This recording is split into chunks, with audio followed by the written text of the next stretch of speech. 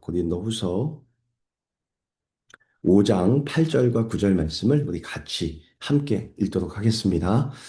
우리가 담대하여 원하는 바는 차라리 몸을 떠나 주와 함께 있는 그것이라. 그런즉 우리는 몸으로 있든지 떠나든지 주를 기쁘시게 하는 자가 되기를 힘쓰노라. 아멘. 오늘 말씀의 제목은 떠나든지 머물든지 오직 주를 기쁘시게 라는 제목으로 오늘 이 새벽에 하나님이 주시는 은혜를 함께 나누려고 해요. 사랑하는 성도 여러분, 지난 시간 우리는 우리가 사는 이 세상이 영원한 집이 아니라 잠시 머무는 장막이라는 사실을 나누었습니다.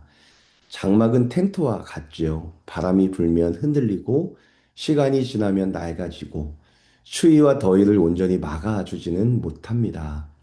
그래서 우리의 인생이 고달프고 힘든 것은 어쩌면 우리가 아직 진짜 집에 도착하지 않았기 때문일지도 모릅니다. 오늘 본문은 그 장막 생활을 묵묵히 견뎌냈던 사도 바울의 속마음이 고스란히 담겨 있어요.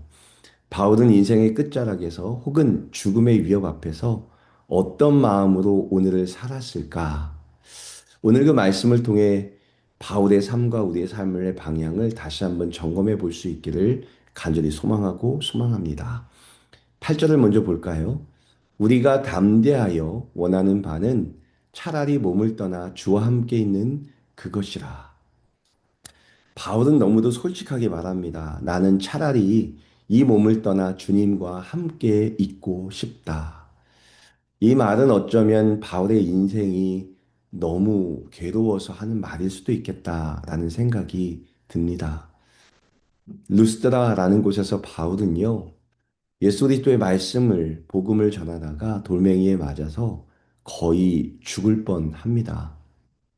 자신의 몸에 돌멩이가 날아들고 이곳저곳에 돌에 맞은 상처와 고통이 증가할 때 바울이 아마 이런 말을 하지 않았을까요? 이 세상에서 예수 그리스도의 복음을 전하는 나도 자랑스럽고 좋지만 차라리 이 몸을 떠나 주님과 함께 살고 싶다, 있고 싶다. 라는 생각을 할 수도 있었다라고 생각이 됩니다. 그러나 한편으로는 이 말은 바울의 인생이 너무 괴로워서 던지는 자포자기의 넋두리는 아니었다라는 생각이 들어요. 왜냐하면 바울에게 있어 천국은 이미 확정된 예약이라는 개념이 강했기 때문입니다. 우리에게 천국 그러면 머나먼 이야기 같지만 이렇게 좀 비유를 들어볼까요? 만약에 여러분이 이번 여름에 정말 가고 싶었던 멋진 여행지에 비행기 티켓과 최고급 호텔을 이미 예약해 두었다고 상상해 보십시오. 아직 몇 달이나 남았는데도 벌써 설레지 않습니까? 일하다가 지쳐도 주머니 속의 티켓만 생각하면 입가에 미소가 번지지 않는가요? 바울의 심정이 바로 그랬습니다. 바울의 삶은 고난의 연속이었습니다.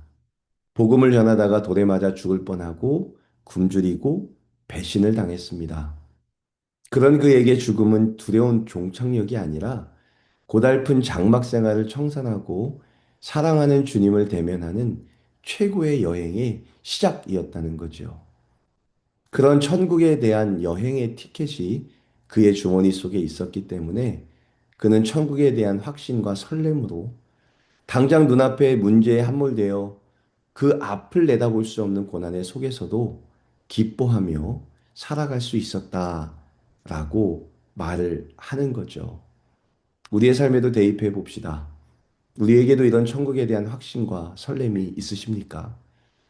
당장 눈앞의 문제에 함몰되어 우리를 위해 예비된 저 영광스러운 호텔 티켓을 잊고 살고 계시지는 않는가요? 오늘 우리의 삶 속에 기억해야 될 것은 우리에게도 천국을 향한 티켓이 예약되어 있고 천국이라는 세상에서 말도 할 수 없는 최고의 호텔이 우리를 위해 예약되었음을 기억하면서 오늘도 예수 그리스도와 함께 동행하면서 그 천국을 소망하고 살아가는 저와 여러분 되시기를 간절히 소망하고 소망해요. 더 나아가 구절을 한번 읽어 볼까요? 구절입니다. 그런즉 우리는 몸으로 있든지 떠나든지 주를 기쁘시게 하는 자가 되기를 힘쓰노라. 여기서 우리는 바울의 위대한 신앙의 균형을 발견합니다. 방금 전까지는 빨리 가고 싶다라고 했던 그가 곧바로 이 땅에 있든지 떠나든지 주를 기쁘시게 하겠다라고 고백합니다. 여기에서 바울이 중요하게 생각하는 것이 있는데요. 바울에게 중요한 것은 어디에 있느냐, 어디에 사느냐가 아니라 누구와 어떤 관계를 맺고 있느냐를 중요하게 생각하고 살았습니다. 바울이 살아있을 때는 주님이 맡기신 땅끝까지의 복음 전파 사명을 감당하면서 주님을 기쁘시게 할 수 있었다. 그리고 이 땅의 삶은 주님의 기쁨이 될 수 있는 유일한 기회다라는 사명감을 가지고 살았습니다. 그리고 이 몸을 떠나는 죽음이 올 때에는 육체의 고통을 벗어 던지고 주님 품에서 영원한 안식을 누리며 주님을 기쁘시게 하는 삶을 살아갈 수 있다라고 말을 하는 거죠. 결국 바울은 살아서도 주님을 위해 살고 죽어서도 주님 곁에서 주님과 함께 사는 것, 그의 곁에는 살으나 죽으나 주님이 함께 하시고 주와 동행하고 있다라는 고백을 하고 있는 거죠. 결국 그의 유일한 소망은 장소가 아니라 어디에 있든지 나와 동행하시는 예수 그리스도와 함께 살아가면서 예수님을 기쁘시게 하는 것, 그것 하나였다라는 것을 오늘 말씀을 통해서 보여주고 있습니다. 이 세상을 살아갈 때 외롭고 힘든 이유는 우리가 혼자 되었다라는 것 때문이 아닐까요? 그러나 바울은 힘들고 고달픈 이 인생 가운데도 예수 그리스도가 동행함으로 그는 여전히 예수님을 기쁘시게 하는 삶을 살아낼 수 있고 그렇게 열심히 복음을 위해 자신을 드렸을 때 예수님께서 예비하신 천국에서 그와 함께 동행하며 살아갈 수 있는 것, 그것이 자신의 기쁨이다라고 이야기하고 있는 것이죠. 이제 우리는 정직하게 우리 자신에게 물어야 합니다. 혹시 우리는 이 땅의 삶이 너무 힘들어서 현실을 회피하고 도망치듯이 천국을 꿈꾸고 있지는 않습니까? 아니면 반대로 이 땅이 너무 안락하고 좋아서 주님 만날 날을 미루고 싶어 하지는 않으십니까? 사도 바울은 그 두 극단 사이에서 중심을 잡았습니다. 그는 현실이 싫어 도망치려 하지 않았고 세상이 너무 좋아서 주님을 잊지도 않았습니다. 그의 시선은 언제나 예수 그리스도를 기쁘게 하는가라는 단 하나의 표대에 고정되어 있었다는 것을 오늘 말씀을 통해 보여주고 있지요. 우리가 가야 할 천국은 이미 예약되어 있습니다. 그 티켓은 취소되지 않습니다. 그러니 이제 더 이상 내일의 고난을 두려워하거나 오늘을 도망치듯 살지 마십시오. 오늘 우리에게 주어진 이 장막집에서의 시간은 예수 그리스도를 기쁘시게 할 수 있는 가장 소중한 사명의 현장입니다.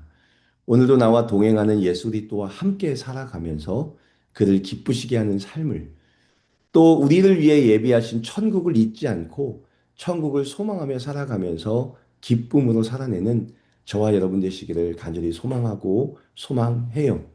우리가 이 땅을 떠나 진짜 집에 도착하는 그날 예수님께서 우리를 품에 안으시면서 이렇게 말씀하실 겁니다.